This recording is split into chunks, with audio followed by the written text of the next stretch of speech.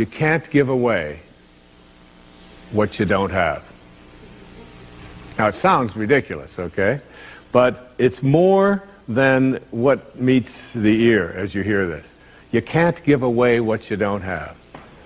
People who are not good at giving away love can't give away love because they don't have it to give away.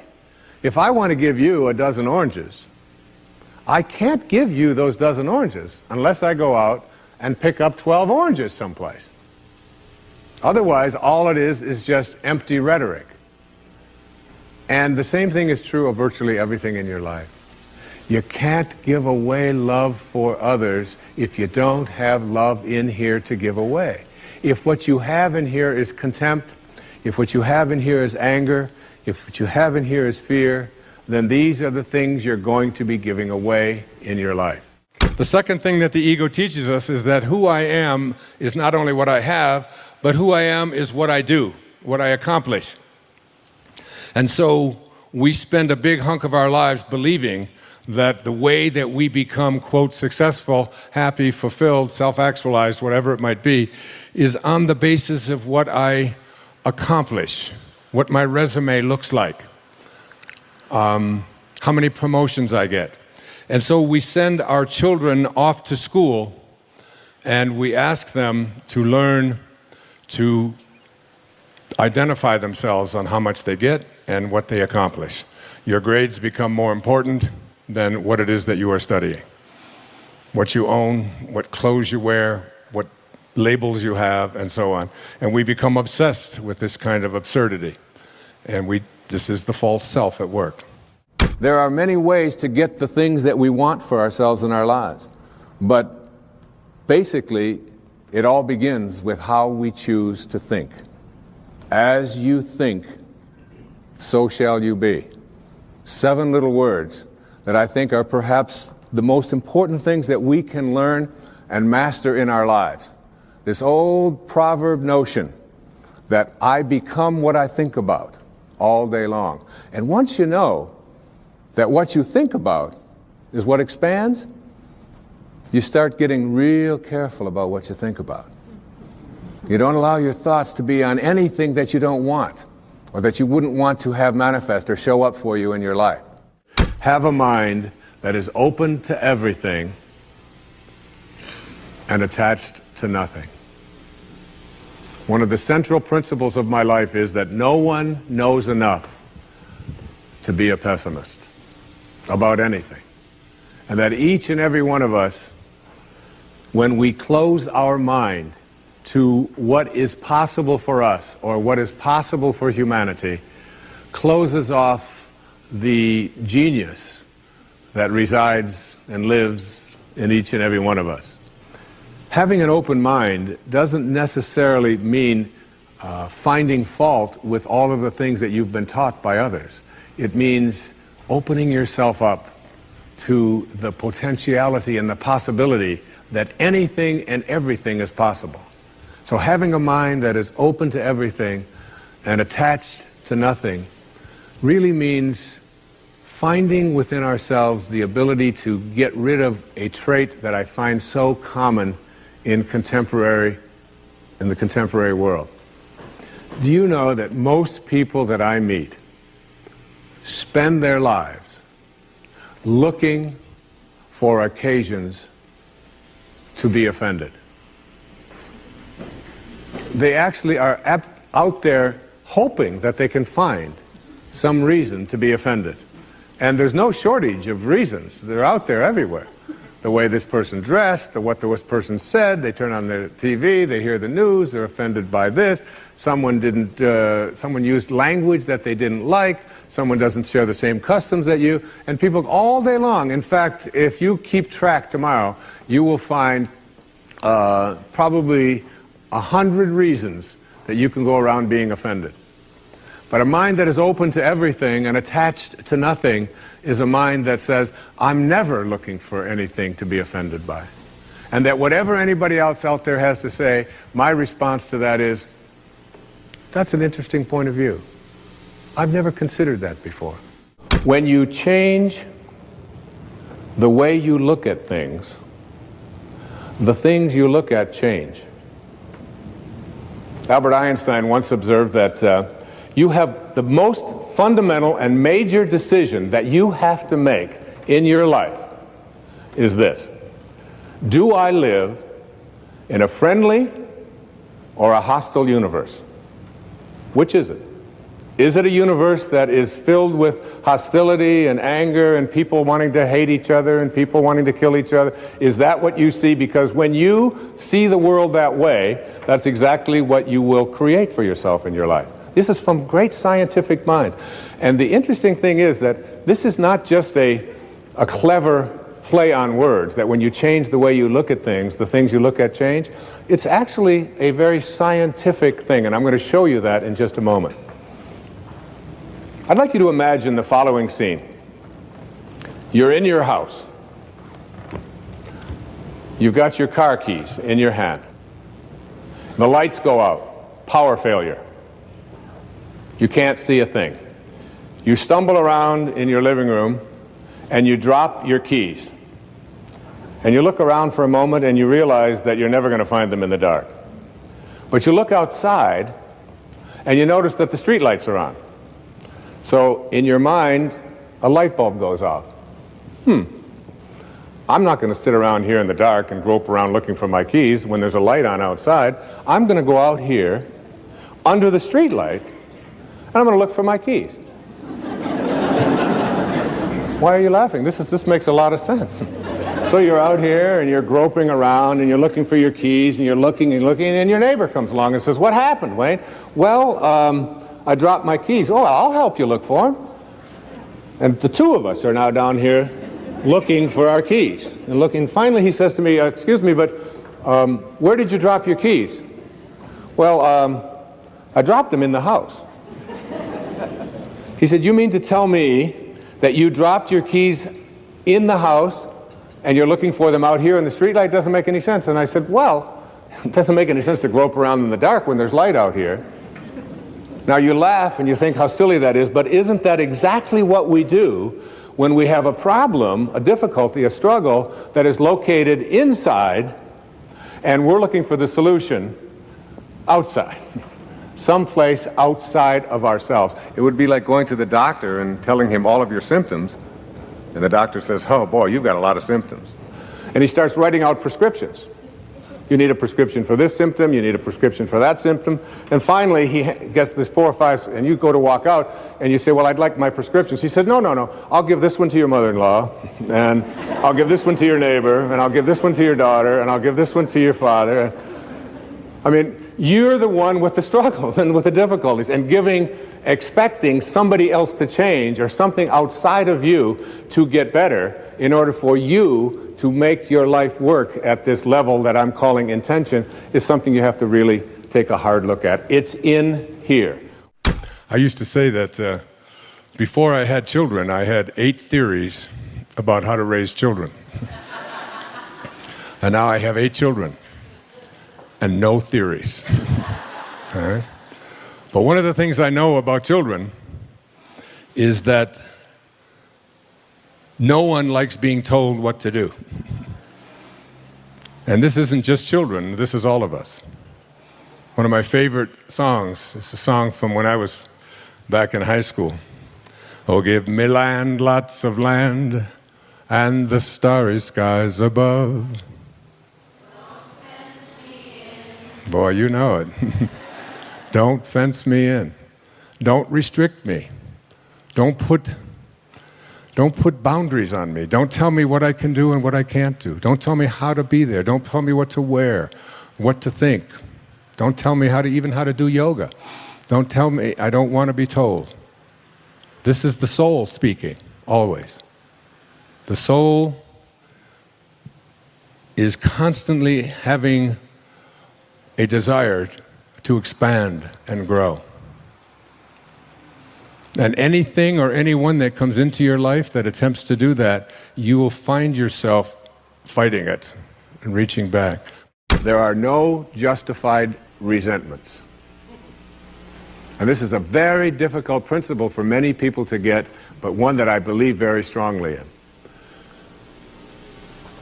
I was in a group one time of drug addicts and alcoholics. And I was one of the people that was a sponsor and leading this group.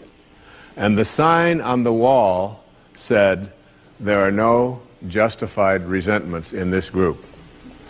And what I said to that group that night was, no matter what anybody says to you here, no matter what kind of anger comes directed towards you, no matter how much hate you may encounter showing up in your life, there are no justified resentments. Meaning that if you carry around resentment inside of you about anything or about anyone, and I'm talking about the person that you lent money to and hasn't paid you back, I'm talking about the person in your life that you feel was abusive in your life, I'm talking about the person who walked out on you and left you for somebody else, I'm talking about all of the things that you have justified in your heart and in your life that you have the right to be resentful about. And I'm suggesting to you that those resentments will always end up harming you and creating in you a sense of despair.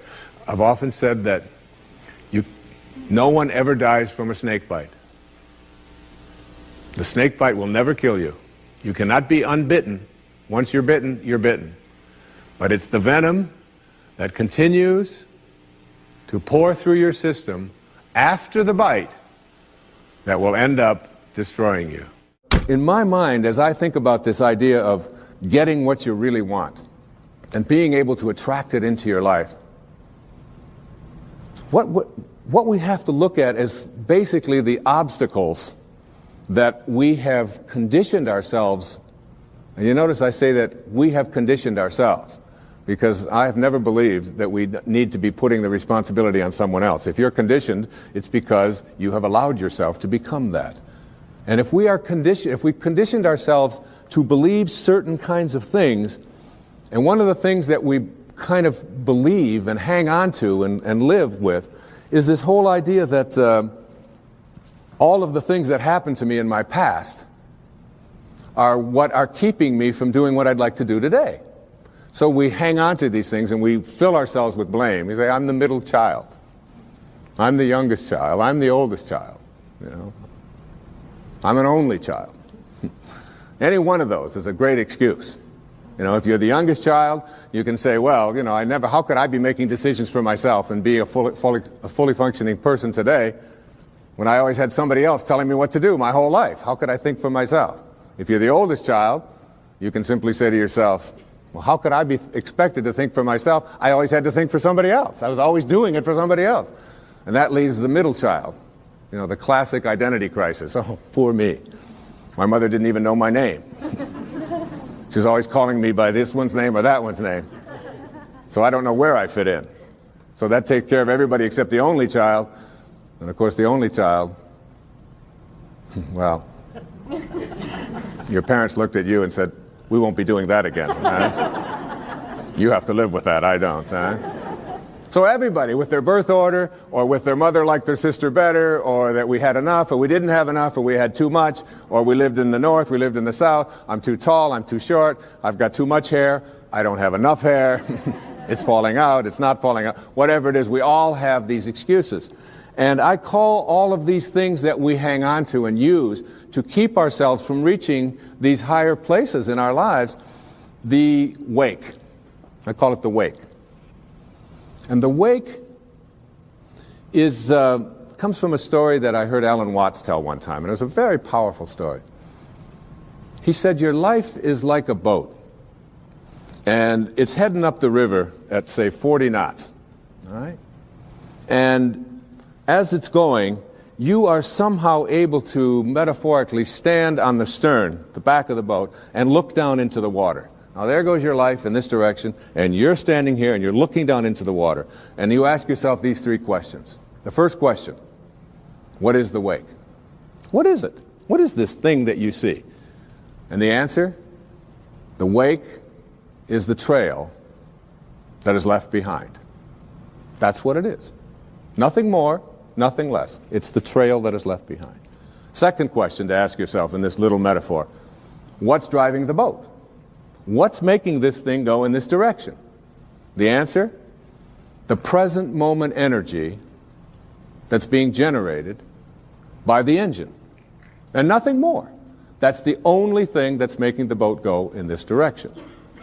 And in this little scene, this means it's the present moment thoughts that I have and how I am using them that is making my life go in this direction, and nothing more. Because the third question is the most important and powerful question. And ever since I heard it, I've always thought about this whenever I have a tendency to look back here and blame something.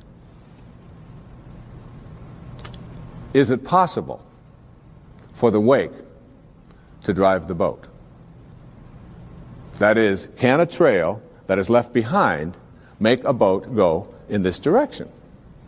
And of course the answer to that is no, it can't. It's just a trail that is left behind. And in that trail, there are an enormous number of things, and every one of us has a wake. And we have a whole lot of stuff in it. And one of the problems that we have is that we have a tendency to look at the wake and all of the stuff that's in it to explain why it is my life isn't working the way I would like it to work. So this was something that Portia Nelson, who I knew, who passed away a few years back, 10 years back now. She lived up in Seattle.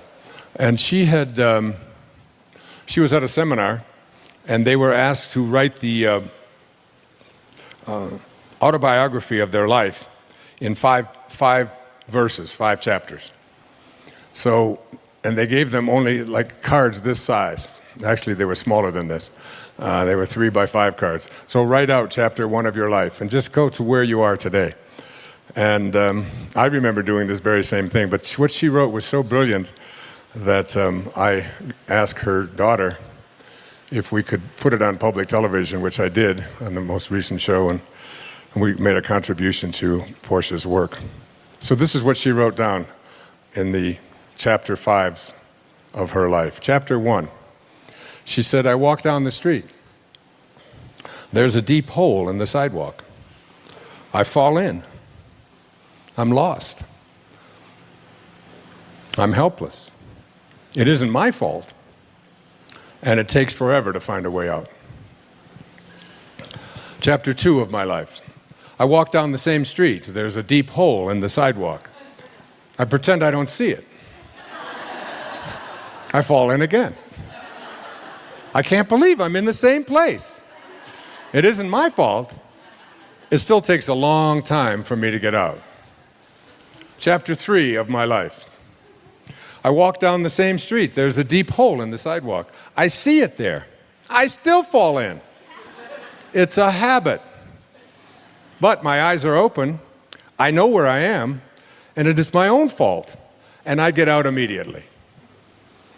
Chapter 4 of my life. I walk down the same street.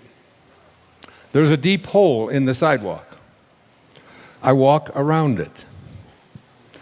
Chapter 5 of my life. Finally, I walk down another street. Isn't that great? The next principle I call don't die with your music still in you. And who better to quote than Thoreau right here in Concord when he talked about some of us hear a different drummer and we must march to the music that we hear. But all of you, everybody watching, everybody here in this beautiful parish, all of you have some music playing. And all of you have a heroic mission. There's no accidents in this universe. We all show up here with a purpose. There's an intelligence that is a part of everything and everyone, and all of us are connected to it. And too many of us are afraid to listen to that music and march to it. You out there, I know you have a book you wanted to write. I know there's a composition you wanted to compose. I know there's a song you want to sing someplace. Maybe you want to raise horses out in Montana. Or maybe you want to open up an ice cream shop on Cape Cod. Who knows what it may be? Maybe you just want to travel and see the world. Maybe you want to go into a relationship with someone but you've been afraid to, but your heart says it's the right thing to do. All of us feel something. And in Leo Tolstoy's famous novel, The Death of Ivan Ilyich, he asks this question that would be terrifying to me. He says, as he has his accountant from Moscow lying on his deathbed, contemplating the horror of this question, what if my whole life has been wrong? I've known what my music is. It's playing right now. As I stand here in front of you with these cameras and in this place, and as I sit down and write my books and tell the world what I know are my truths, I feel always completely on purpose and fulfilled. And no time will I ever come to the end of my life and say, what if my whole life has been wrong? Whoever you are, whatever that music is, however distant it may sound, however strange, however weird others may interpret it to be, don't get to the end of your life and know that you're going to leave and not have it played yet. Don't die with your music still in you. Thank you so much for watching. I made this video because Jason Han, video man Jason Han, asked me to. So if there's a famous entrepreneur that you want me to profile next, leave it in the comments below and I'll see what I can do. I'd also love to know which of Wayne's top 10 rules meant the most to you. Leave it in the comments. I'm going to join in the discussion. Thank you so much for watching. Continue to believe, and I'll see you soon. Do you have a definition for crisis? Like, what is a crisis? It's a gift. It's a gift. Everything is. It's interesting you mentioned The Power of Intention because I wrote that book in what you would call a crisis. My wife and I had separated. I was 60 years old. You don't break up when you're 60 and have 7 kids. You know, you do that in junior high school. And for about a year and a half, I was in the closest thing I've ever had to a depression, a clinical depression. Didn't want to get up, just couldn't figure it out. My wife had met somebody else, had moved in with them and so on. And my children encouraged me to just start writing again. They said, if you just write about it. And I really didn't want to write about it. But I had lost a lot of weight. People thought I was sick. People thought I was dying and so on. And that book was just channeled to me. And I think in moments of crisis, what it teaches us is to become more compassionate. And compassion is at the heart of higher consciousness and enlightenment. The Dalai Lama said that if we could take every child on the planet and have them meditate on compassion for 1 hour a week, every child at the age of 5, in one generation we could eliminate all violence on Earth. So that's how powerful he believes compassion to be. And I understood that because The Power of Intention was a major shift for me. I began to look less flippantly and less egotistically at the world, and came from a place of inner grace or kindness, gentleness, love, what I call divine love. So that I've always felt that it is not always so important to just be in a state of gratitude when things go well. And when you're around people that smell good and that make you feel good and that look good, but it's the low points in our life, reminders that there's something inside of us that wants to have an outpouring of love. See, even the miser who loves his gold doesn't really love his gold because of the gold. The gold is just another thing. It doesn't have any love in it. It's just an object, a metal object. The reason that the miser loves his gold is because of the outpouring of love that he has for the gold. And that's true of everything and everyone. It's learning to have this outpouring of love, and you don't just have to have it for people and events, but you can have it for, for this microphone, and you can have it for the cameras, and you can have it for the wall, and the table, and the chair, and everything that you encounter. And I think for me, probably one of the, what you would call a crisis in my life was a diagnosis of leukemia 3 years ago. And when I first heard that word leukemia has cancer all around it. Cancer has a lot of fear all around it. And even if you aren't afraid to die, which I'm not, there's no point in being afraid of that. There's no point in being afraid of anything. You still, there's that inbred sort of psychic kind of awareness that cancer and fear go together, you know. And so it was, it turned out to be one of the great blessings in my life. I encountered John of God down in Brazil and was able to have just a magical experience around it. But what happened is when I had this healing and leukemia was taken out of my body, it wasn't so much that leukemia was taken out. What was taken out was fear. And it was replaced by love.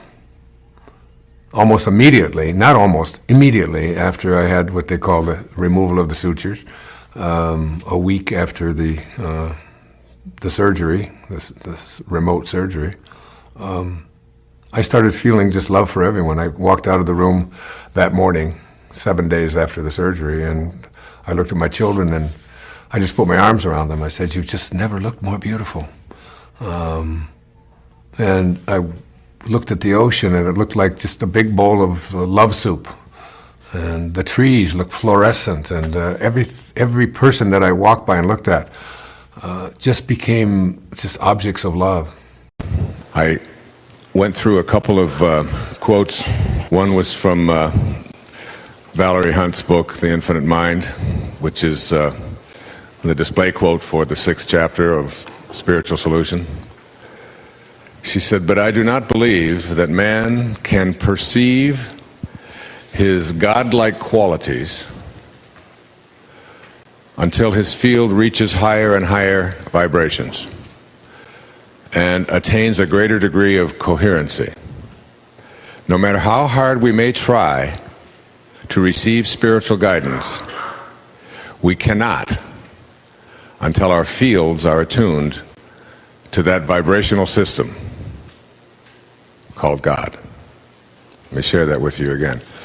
"But I do not believe that man can perceive his godlike qualities until his field reaches higher and higher vibrations and attains a greater degree of coherency." So that you can sit there in anger and in fear and in shame and all of the reactions in your life that compute to make you weak, and that will make sense shortly. And you can never come to know God according to the mind field theory that Dr. Hunt espouses and talks about, and according to a spiritual solution to every problem. Because when you're not at peace, you have sent your body into a vibrational field of energy in which you have allowed your mind to create the error or the illusion that you and God are no longer connected. And that begins to take over. And as hard as you may try, and no matter what you may do, until you can raise the frequency at which you vibrate, until you can raise the energy level at which you experience life, and move out of the lower and slower frequencies and into the higher frequencies, you will not be able to access and negotiate the presence of a spiritual solution to your problems. You see, the intellect has trouble with this, because the intellect is the mind and the mind is the ego. If you ask most people, where is your center? Where are you centered? They will point to their head. Where do you originate from? Where is your source? Where is your ability to think and to process? They will point to their head and they will say, it's in my brain. My brain is what makes me be able to think and be able to understand concepts and so on.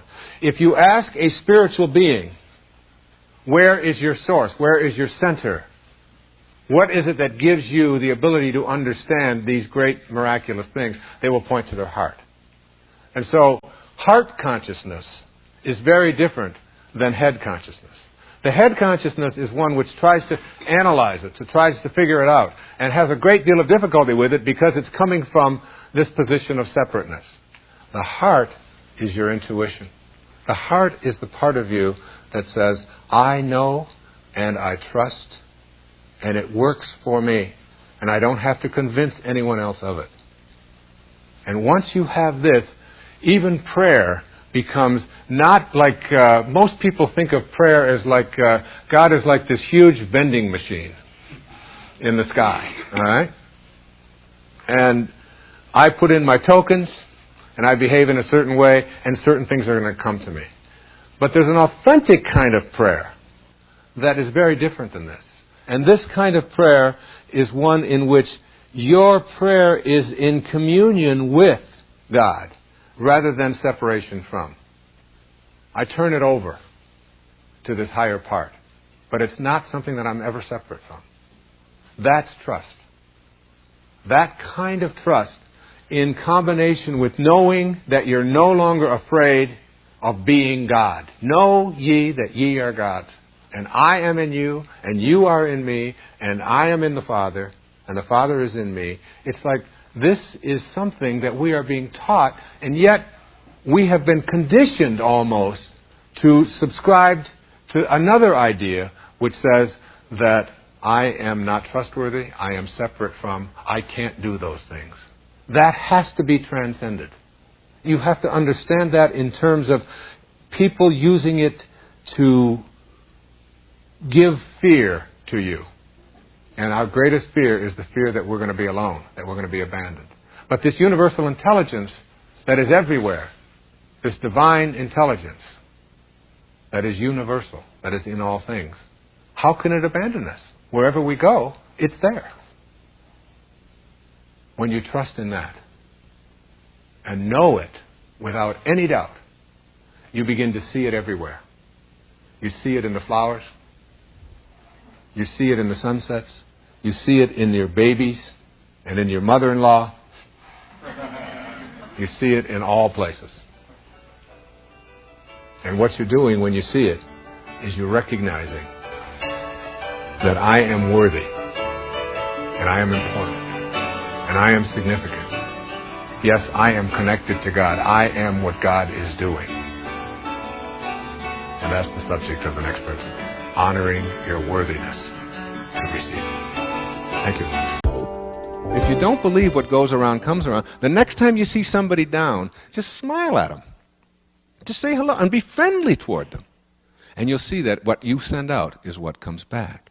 Now that law of the universe is so powerful that it affects every cell in your body.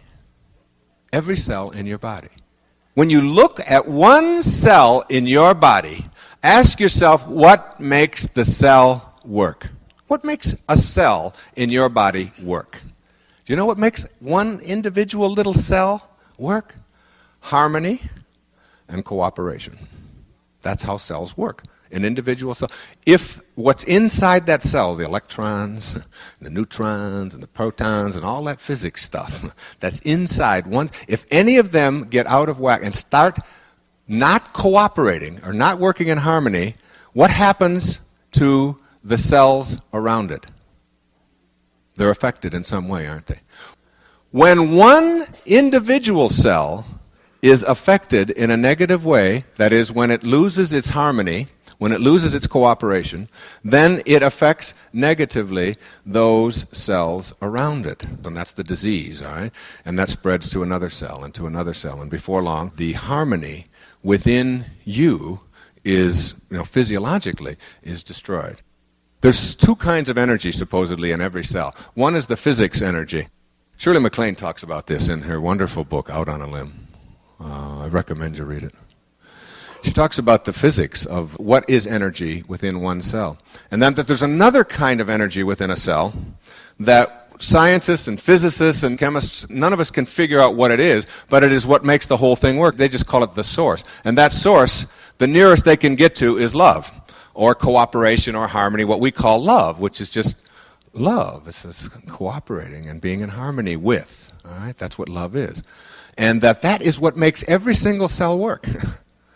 And when one doesn't work right, it affects the other cells. Now, for a minute, just for a minute, think of yourself as a cell, just as one big cell, okay?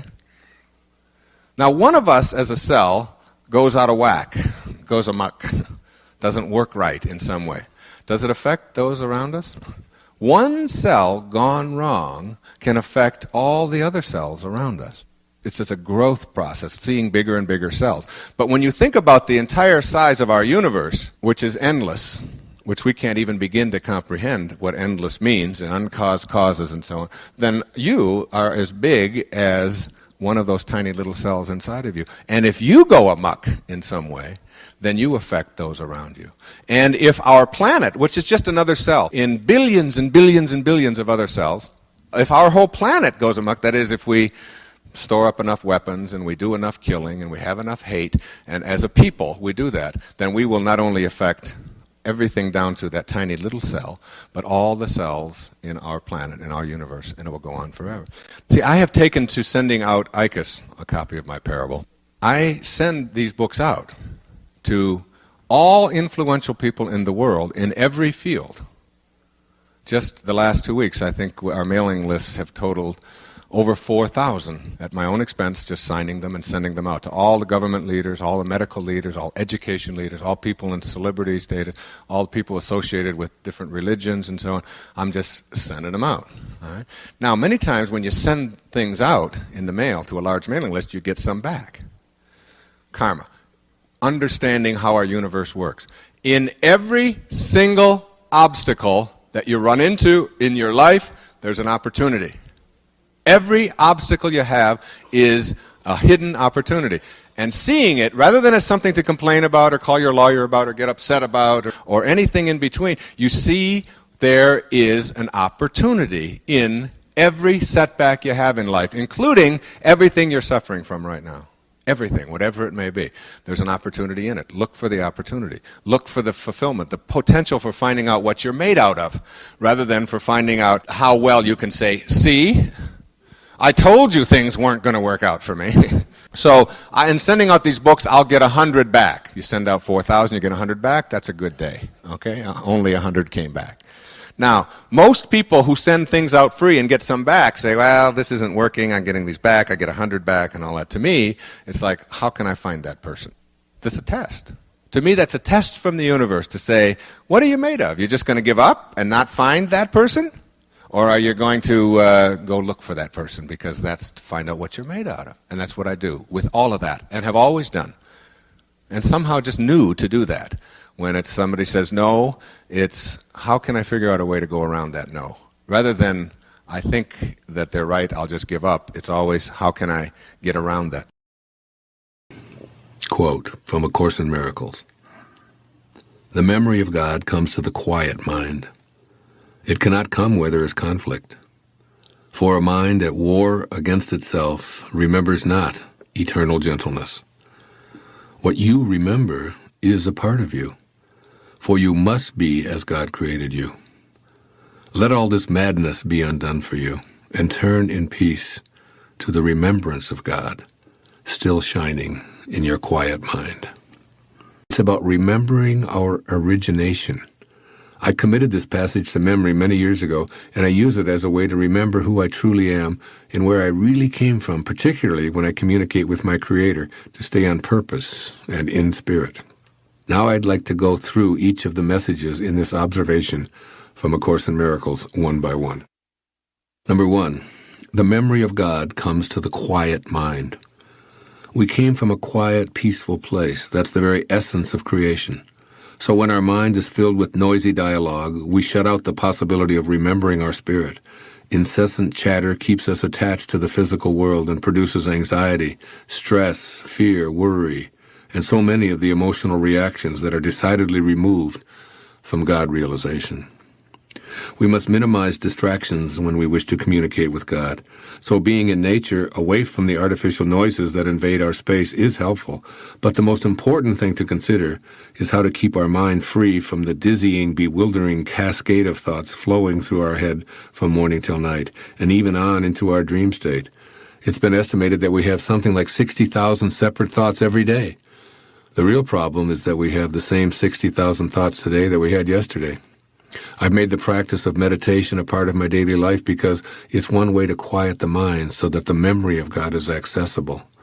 So by learning to meditate, or at the very least shutting down the inner dialogue produced, directed, and acted upon by your ego, you can open up a space for remembering and returning to spirit. 2. It cannot come where there is conflict. In order for conflict to exist, there must be two opposing forces at work. That is, one force, in the form of an idea, a point of view, a desire, or a contribution, directly clashes with another. Conflict defines our lives in many ways, as we oppose our partners, our children, our bosses, our neighbors, and even our countries. In politics, it's always one party versus the other. And the entertainment industry portrays battling points of view that are usually turned into violent scenes. Essentially, conflict requires two-ness. However, remembering where we came from involves our returning to the oneness of being in spirit. After all, there are no battling powers in the divine realm of spirit. There's only perfect oneness. And this is what we want to rejoin. We want to become one again with our Creator. And we can't retrieve this memory of God with a mind in conflict in any way. 3. For a mind at war against itself remembers not eternal gentleness. The second part of this teaching from A Course in Miracles reinforces that a combative mind cannot remember where it once resided in eternal gentleness. Obviously, you can't wage war and simultaneously focus on peace and gentleness, and it is eternal gentleness that you want to remember and rejoin. It's really quite simple to do this. Just close down the battlefield and surrender. Remove all of the artillery, send the soldiers home, and replace the instruments of war in your mind with thoughts of peace, tranquility, and surrender. Making your mind a place of peace is achieved by your own will, so steadfastly refusing to have thoughts of conflict allows you to activate the glory of remembering your spirit. 4. The fourth part of this quote. What you remember is a part of you. Every memory I have is me. What a glorious feeling it is to know this. We each have the power to retrieve any piece of ourselves that we desire and to experience it right here, right now, in this present moment. The great Danish theologian Søren Kierkegaard once observed that life can only be understood backwards, but it must be lived forwards. In other words, if we can't go back and remember the spiritual bliss that defined us before the beginning, we've really abandoned a part of ourselves. As we move into communion with God, we must know that our inability to remember our spiritual origins is another way of really saying, quote, I'm unable to know myself because I have no recollection or memory of my spirit, unquote. In fact, the corollary of this line from A Course in Miracles that we're processing right now would be, what you don't remember is not a part of you. In other words, if we fail to remember spirit, then obviously it isn't a part of us. And 5, for you must be as God created you. As you communicate with your source of being, know that you're awakening a part of yourself that's just like God. In fact, you ought to try to approach communication with God by being as closely aligned to the way that you were created as possible. That is, by becoming a vibrational match to the all-loving Creator. Come to the quiet moments in consultation with God in love, in peace, and without judgment. As A Course in Miracles is saying, you must be as you were created. So why put on a false mask and pretend to be anything or anyone else? In this way, you can open the channel of communication because you finally remembered to be the way you were created. And that's the key to effective prayer. And as Gandhi once said, prayer is not an old woman's idle amusement. Properly understood and applied, it's the most potent instrument of action. And 6, let all this madness be undone for you, and turn in peace to the remembrance of God still shining in your quiet mind. Let's take the 3 suggestions in this teaching one at a time. First, A Course says, let this madness be undone. The madness here is that of living in a state of conflict. In other words, we must make an attempt to transcend the dichotomies of our life because the division creates so much suffering and keeps us from living an inspired life. I remember a Ram Dass lecture in which he said, I firmly come to the conclusion that there are no thems for me anymore. I can't be told who to hate, who to fight, who to subdue. I only see an us in my heart. All those messages to divvy up our world are insane. All our self-centeredness just drives our ego's insatiable appetite for making us special and putting other people down. The Course encourages us to be done with this madness once and for all, both in our minds and in our actions. And second, we're told to turn in peace to the remembrance of God. Once again, we know in our heart that we came from a place of peace. So any discord can't be the result of our Creator's actions. God cannot come to us when we pray from non-peace, so the solution is to return to the remembrance of Him and ask to be made an instrument of His peace. When I find myself out of sorts, I remember. And what I remember is to turn to peace right now in prayer.